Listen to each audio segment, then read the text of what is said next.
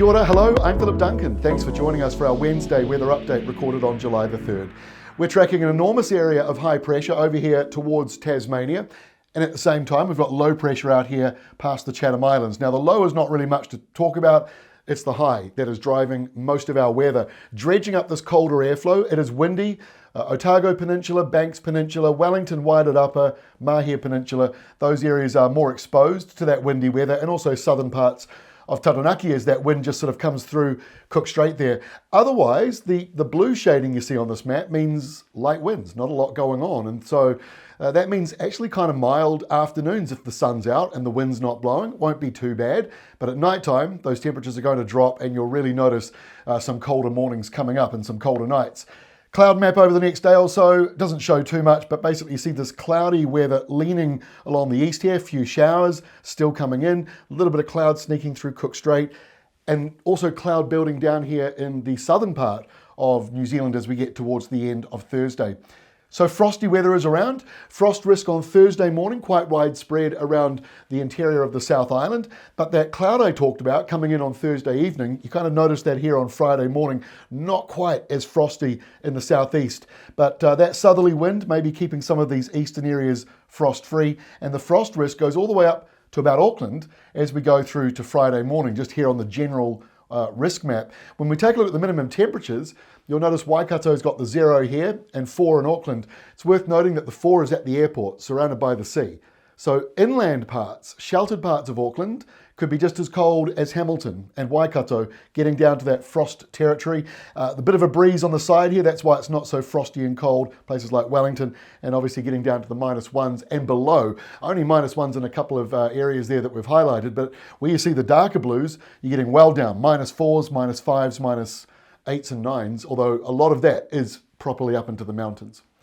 Here are the maximum temperatures on Thursday, and yeah, pretty cool stuff down through the interior, 5s and 6s, as warm as it gets. But if the coastal zones where that yellow shading is, it's a little bit milder, but really cooler weather from about the halfway mark of the North Island southwards, whereas the top part of the North Island, not too bad. I mean, 13's well down from the 17s and 18s that were around on Monday though, so there is a drop nationwide.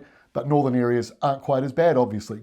So here we are on Thursday. We've got high pressure parked over Tasmania. The wind is coming from the Southern Ocean and up, and then coming around as an easterly. So it's not cold for everyone by daytime, especially when the sun's out in some of these western areas of the North Island and even over on the west coast. But the showers remain on the eastern side, possibly around Wellington as well. And as it curves around, there could be a few showers coming into Great Barrier Island, maybe clipping Coromandel Peninsula, and then eastern parts of Northland. On Friday, still got a few of those showers up here to the north, and they still linger around Hawke's Bay, Gisborne, Tairāwhiti area, and also around Fiordland at the other end of New Zealand, but not a huge amount of rain around, to be honest with you. Most of the rain off here to the northeast, that's as close as that low is going to get to us, and then stormy stuff where it should be, down here in the Southern Ocean. So into Saturday, right. Things get windier and a bit colder again for some of you as the high over here changes shape, starts to turn a bit more north to south, and that dredges up some of this colder weather from the Southern Ocean and brings it back up again. And with the low off to the east and the high to the west, it's a squash zone in between there. Windy southerlies going all the way up to Fiji, Vanuatu, and even the Solomon Islands. Now we do see highs as big as this at this time of the year, especially kind of the winter months and early spring. Air pressure can go well into the 1040s, sometimes very close to 1050. So it is normal to see a big high, but I think this one's a little different in the sense of how large it is. Not just the central air pressure, but the fact that it does stretch way up to the tropics and sort of dwarfs the continent of Australia. So it's a big area of high pressure, but at this time of year, as I say, we do tend to get them. So the air pressure drops a little bit. It says 1037 there on Sunday at lunchtime.